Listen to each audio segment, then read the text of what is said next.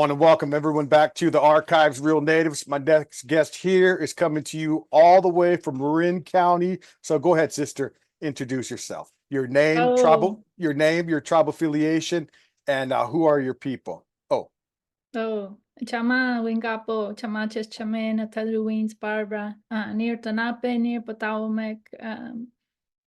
Greetings, relatives. My name is Barbara. I'm Patawomeck.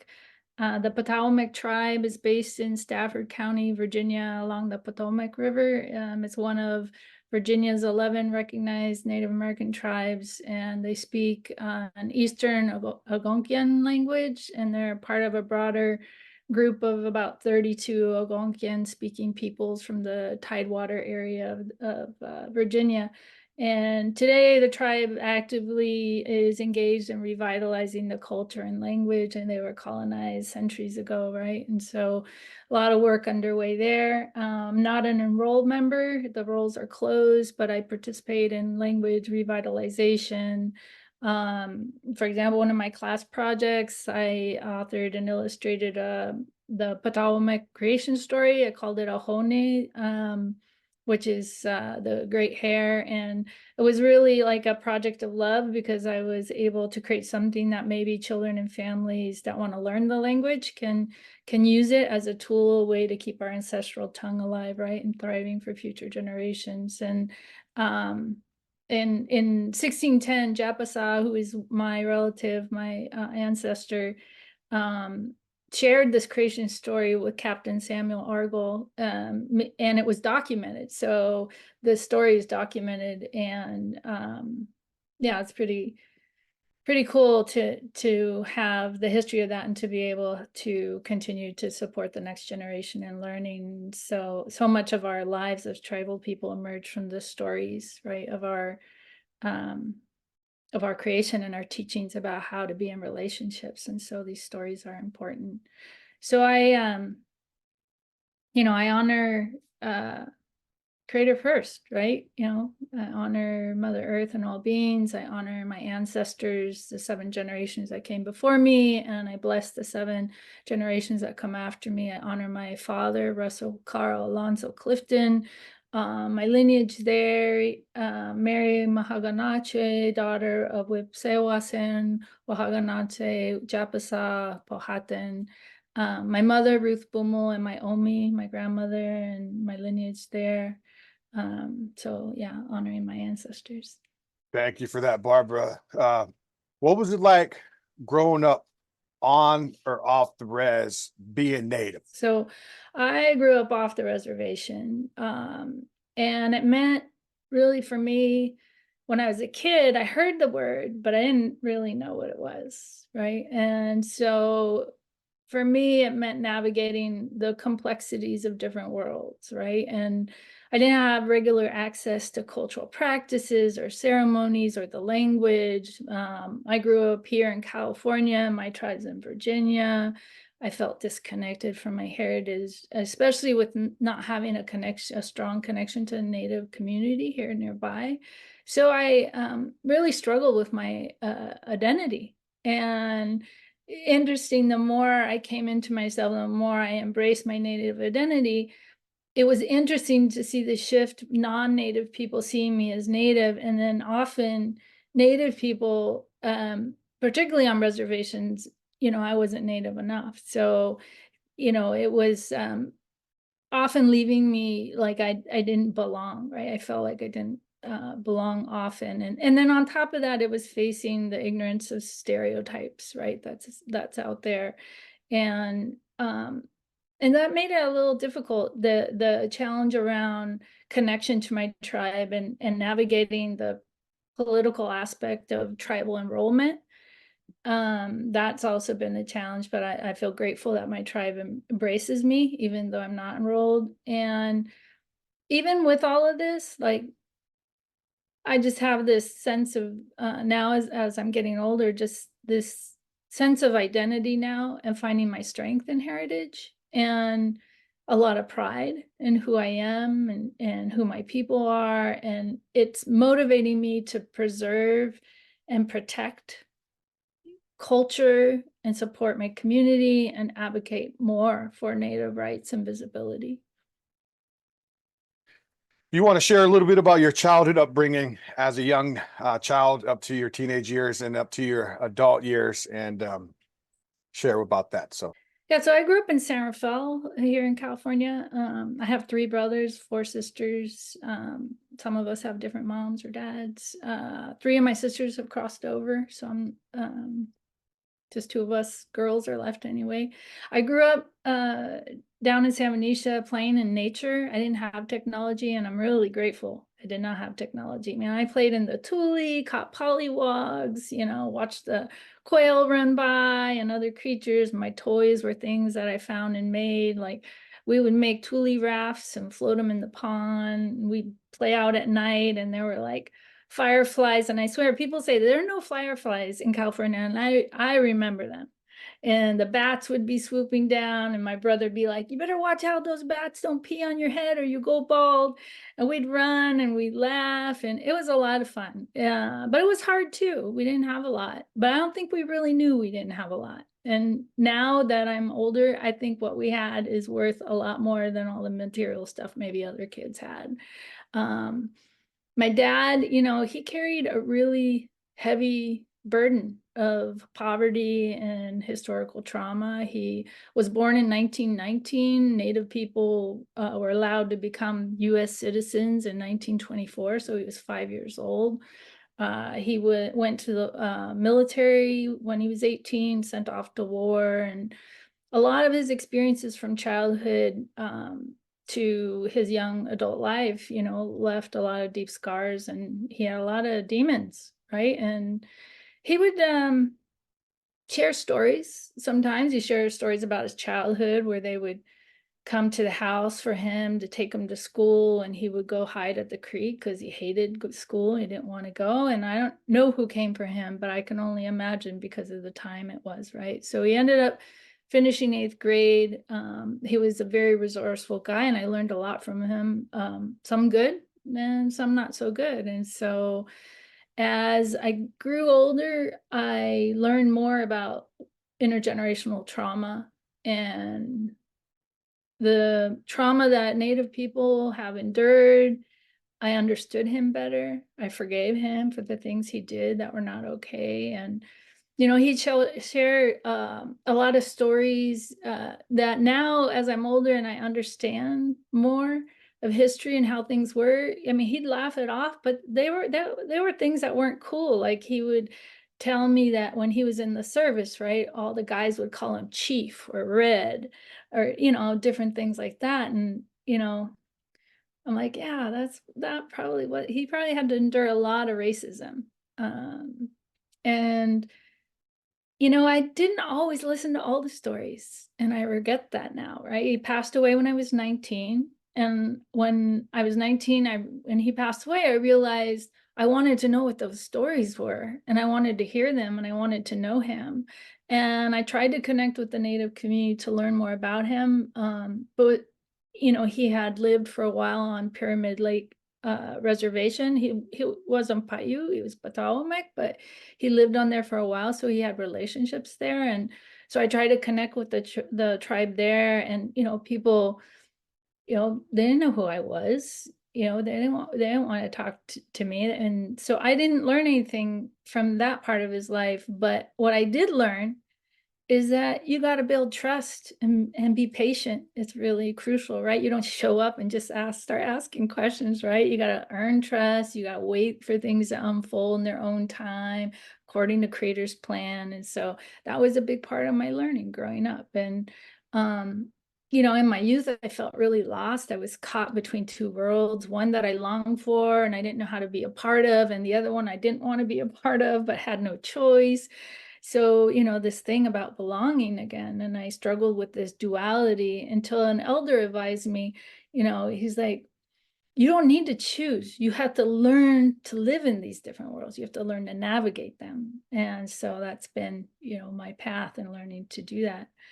I had a lot of unsupervised time when I was a kid, and some of that was really good because I play out in nature, and that was a gift. But there were some scary things when I wasn't protected, and I left high school after 10th grade and had my first child when I was 16. I later got involved with some not so good things, and I ran with some unhealthy people and had to find my way. And it took years of work on myself to heal some of that stuff from childhood.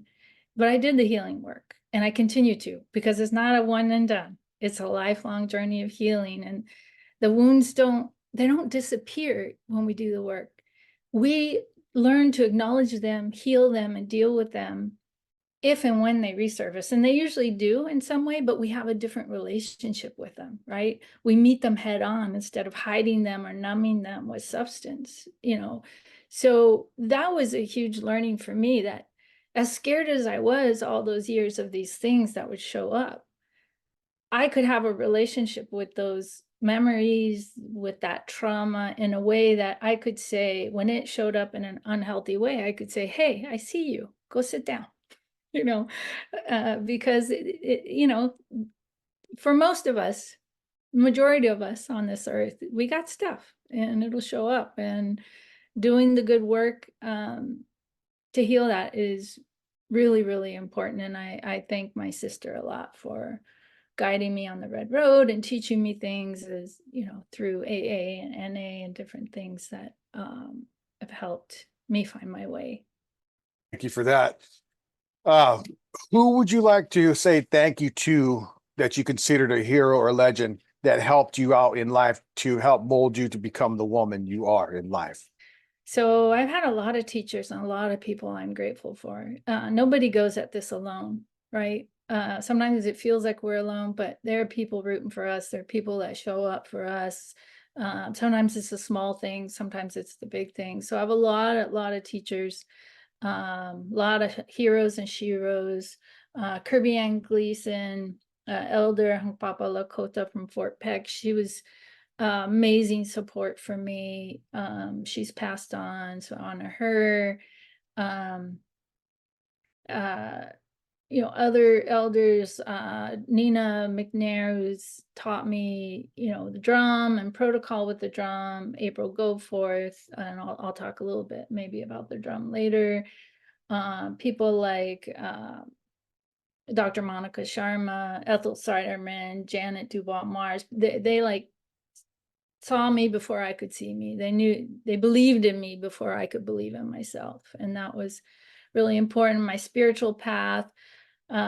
You know, David Escobar was a critical person that helped me find my way. Don Pascual Yachon, Don Efrain Vicente, Lupe Avila, Richard Movescamp, you know, a lot of elders in different ways that I learned from.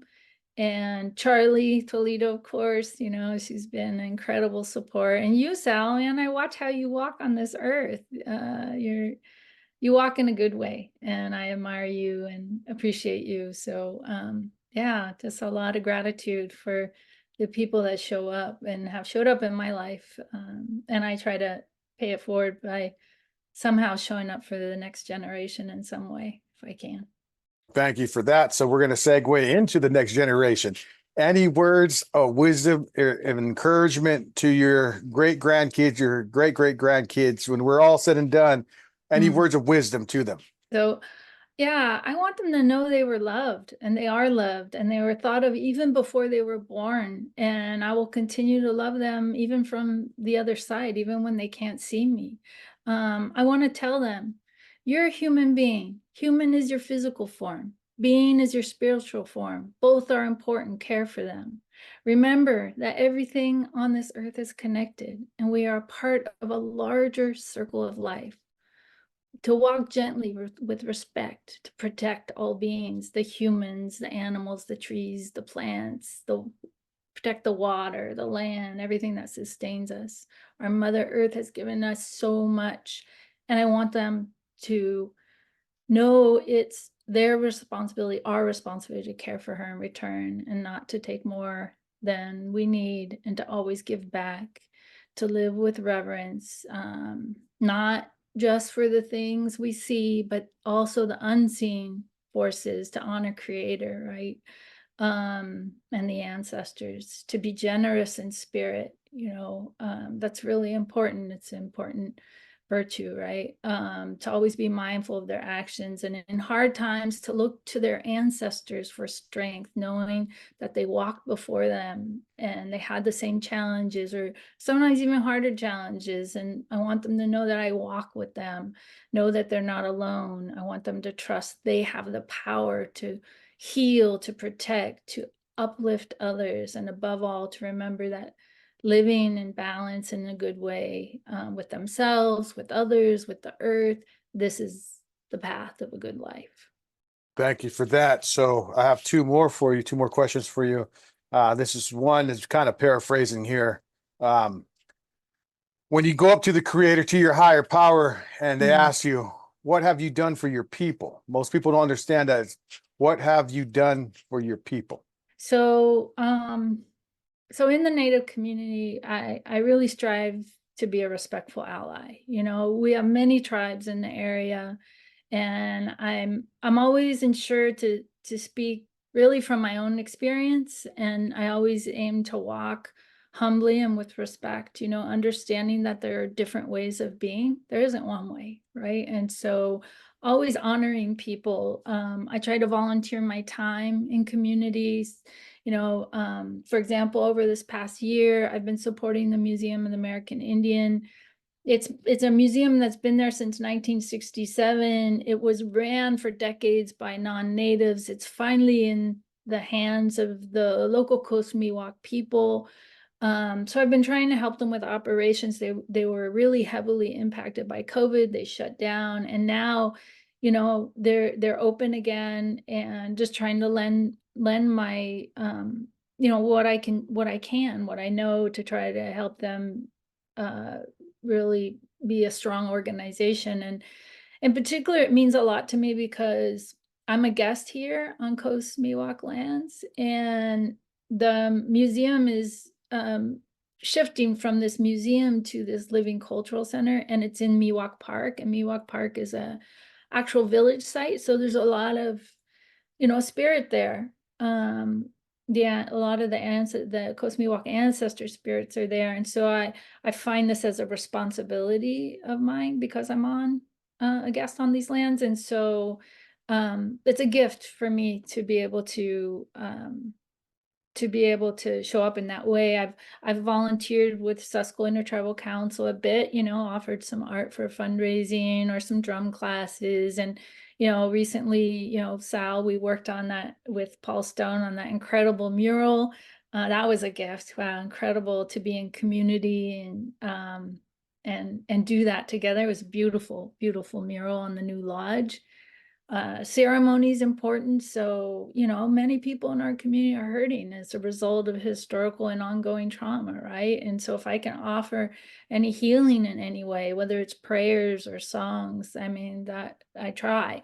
And, you know, I've shared some healing songs, whether in Sweat Lodge or not too long ago, I went with an elder to Friendship House, and, you know, we did the sweat and offered some songs, did ceremony, and, you know, it's all with the intention of bringing some peace to those who need it. You know, I'm part of the White Buffalo Woman Council drum. It's an all-woman intertribal, intergenerational healing drum. We offer songs for those that need healing. I'm the drum keeper, and I'm a drum maker, and I occasionally teach drum making. I'm the drum keeper of Rue, which is the large drum, and this drum was made by Ron Sam. He's Northern Paiute tribe, and my sisters and I, we volunteered up at the Red River Powwow in Idaho, and my sister Ruthie, who, you know, she walked and taught the Red Road, right? She was a great teacher for me. And what the Red Road means is leading a life of integrity, respect, humility, and responsibility, right? So she always said the Red Road saved her life, and she'd lead circles and go into prisons and jails and share her teachings and help others. And she passed on in 2015, and I continue to honor her teachings in all I do. And the drum came to us, you know, as a family, and now we have these women on the drum. And so I drum because of her, and I have to, you know, I have to share the story of this gift to the drum and how that came, because she gave me that gift, right? I didn't drum or sing before. I mean, I did at home, you know, by myself, you know, played around, but I never sang. I never drum outside of my house, you know, or outside my car. But she was diagnosed with a terminal illness and she knew she was dying. And she got really old school, like really traditional. And but one day she came up and she said, I want you to drum and sing at my service. And like, that's like in front of 200 people. And what an honor, but how scary too for me, right? And so I had never done anything like that before. And the day of her service, you know, there was a lot that happened before she passed. And then when she passed, a lot of really deep spiritual things.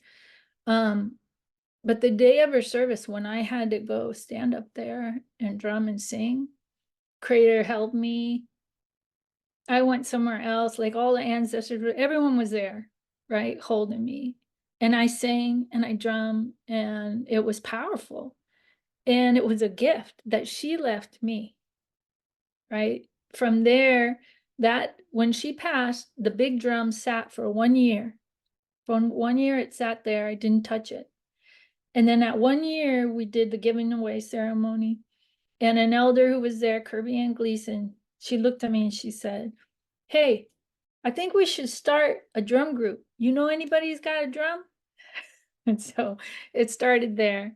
Art is another way I engage with community. I created the artwork for a book called Bear Nation, which is a collaboration with the author and singer Jen Hewitt, and she's from the Confederated Salish and Kootenai tribes up on the Flathead Reservation. Up there, they were killing the bears in Montana, and there was this mama bear that was tortured and killed, and her cubs were left there, and the tribal rangers saved the cubs. So the book tells the story, and it has a call to action to protect the bears and to stop the killing. So that's some artwork. I use artwork. And then I was at Standing Rock in 2016, and that was like a profound, life-changing experience. I witnessed things that I had never seen before. I never thought I would see, both good and bad, like the hard reality of seeing tanks with sonar and these men with these massive weapons against these unarmed people. Like, it was insane. It was insane to see that. And then to also the other side to, you know, share space and hear the wisdom of the elders there. It was really unforgettable journey. And I had asked the water protector there when I was leaving. I said, man, what do I do? What do I do? I'm leaving now. How can I help? What can I do? And he said, you know, people don't know about what's happening here. Go back and tell people. And I took it to heart, man. I came back. I'm like, whoever will listen. I went to the Board of Supervisors. I went to UC Berkeley School of Law. I went to Sonoma State. I went to any, you know, community group that would listen. I'm like, you all need to know what's happening there. You all need to do something about it. And it was like my call to action, right? And then, you know, I just want to share this other story, a profound moment at Standing Rock, just to leave off in my elderhood. I was in the community room. We were at Sitting Bull College, and I was in a community room. You know, it was pretty full, and they were getting lunch ready. And I'm sitting talking to the person next to me, and all of a sudden, you know, the room's getting a little quiet. And he looks at me. He's all, you know, they're waiting for you. And I'm like, what? And I realized, like, on Standing Rock Reservation, life expectancy is 52 years. On Pine Ridge, it's 48 years. Where I live here in Marin County, it's 88 years. Like, that is profound, to be there and become an elder. And I was being looked at as an elder, and they were waiting for me to serve myself first. I literally sat there frozen for a moment, taking in the reality of the responsibility of being an elder.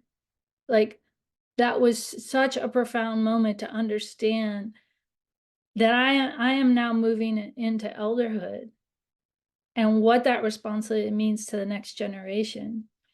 to generations, right? To the youth, to the children, the teachings. Like it became so important.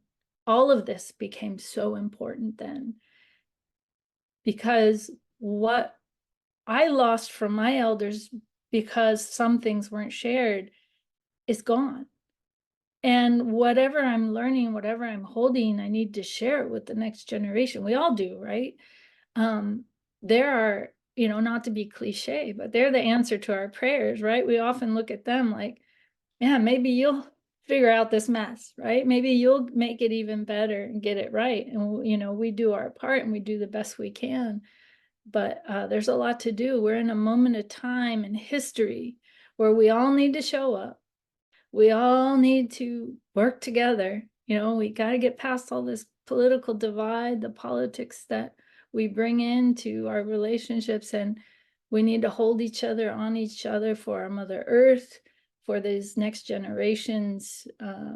So yeah, that's how my journey is going of late, of really honoring that and holding that responsibility. So thank you, Sal. Thank you, and thank you for all the hard work you do in the community, Marin County, Napa County, all over. So the final question I have for you is, when it's all said and done, when we will make that spiritual journey, when they say, Barbara, what do you want to be remembered for? So at the end of the day, I'd like to be remembered for leaving something a little bit better because I was here, for being someone who deeply cared about the earth, the people, all beings, the communities I was a part of. I hope to remember for being, really just walking in a good way while I'm here on earth, walking with integrity, humility, respect, helping others find healing and strength in themselves. And if I inspired even a small shift towards kindness, reciprocity, a deeper connection to the land, or to each other, even if one life breathed a little bit better because I was here, then I would know that my time here meant something. Thank you for that, Barbara. I want to thank everyone for tuning in. And if you haven't, go ahead and like and subscribe. Go support your favorite native, leave a comment. And like my grandfather always used to tell me, be good. Everyone have a good day. Oh. My name's Barbara. I'm going to offer a song, Strong Woman Song. Comes out of the P4W prison, all-woman prison in Kingston, Ontario. It's from the Native Sisterhood, so we honor the Native Sisterhood. And this song is for anyone who needs strength, courage. You're just having a hard time and you need something to support you to get through. So here you go.